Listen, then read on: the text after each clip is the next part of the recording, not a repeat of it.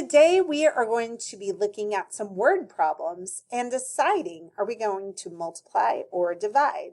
Now, we know that when we are working with either multiplication or division, we're working with equal groups. So we need to make sure we are able to understand what we're looking for, and then that will be the key deciding factor in deciding, are we going to multiply or divide?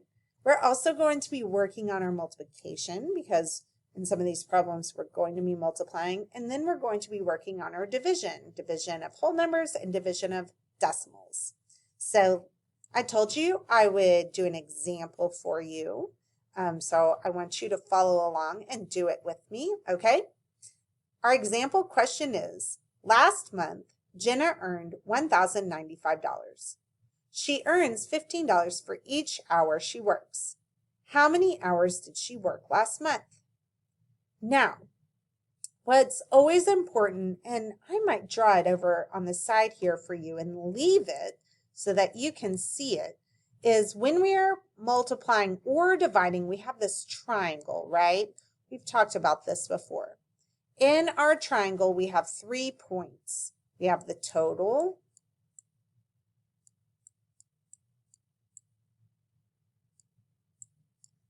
we have the number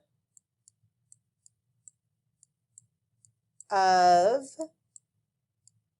groups,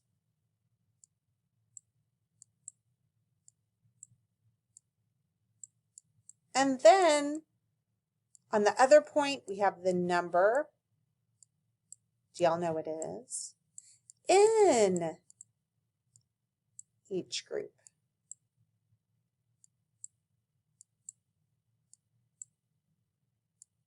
So what's important is for us to understand when we multiply, what do we know? And what are we looking for? When we multiply, and I want you to maybe go back and look at your notes for this, and because this would really help you. The very first bit of notes we took on multiplication is when we have the number of groups and the number in each group, we multiply them together to find our total. So when we multiply, we know the 2 bottom parts of the triangle and we're looking for the total. However, when we divide, that means we know the total because the total is what gets split up, right? So when we divide, we know the total and we know one of the other 2 pieces of the triangle and we're looking for the other. Well, in this problem, it says last month, Jenna earned $1,095. She earns $15 for each hour she works. How many hours did she work last month? Well, I can tell from the question that we are not looking for a total. How many hours did she work last month? Think about it. What would that be? What do we know and what are we looking for? To me, it sounds like from all the amount that Jenna worked last month, her total is the amount of money she earned. So in this particular problem, it sounds like our total is $1,095. She earns $15 for each hour she works. Is that a group or the number in each group? Well, that each is a big giveaway that our 15 is a number in each group. And the number of hours is what we're looking for. So once again, when we know our total, and if we know the number in each group, then we are going to divide. So when I asked to explain why we chose to divide, in a complete sense, I chose to divide because we know the total and we know the number in each group.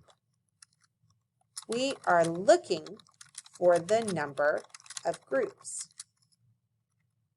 So to solve, we would divide 1095 by 15. And I really hope I have enough space to do this. I may need to do it over here.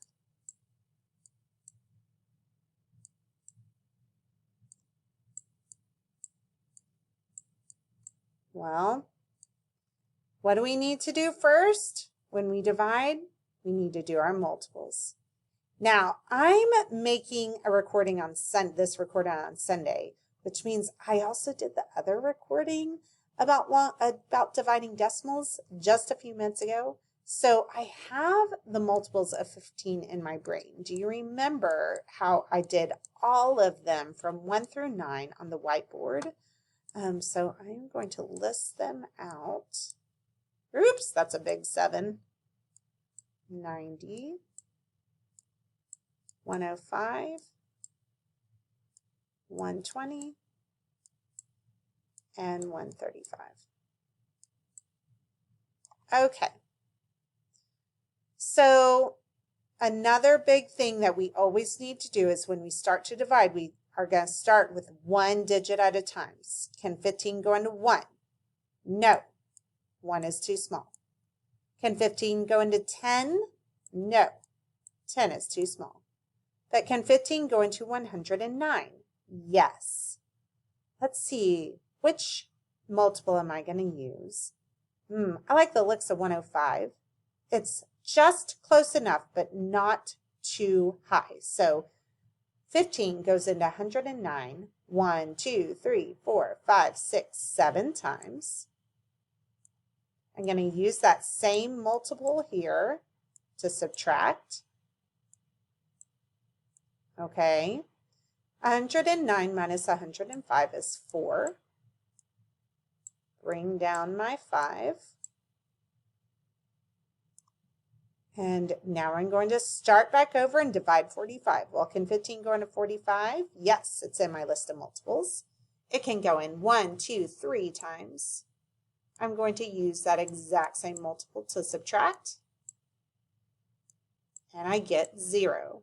Now, since we're working with hours, it was possible that we could have had a decimal, but since we have reached 0 and we have nothing left to bring down, then we can stop right there. So the answer is 73. So how many hours did she work last month? 73 hours. I want you to know it is really important that we label our answers, okay? That's going to be an expectation. I'm actually going to add it right now. Let's see. 4. Label your answers. It won't show up in red when you are doing this, but in your answer, I want you to write whatever it is you're looking for. So here we're looking for hours. Well, my answer is 73 hours.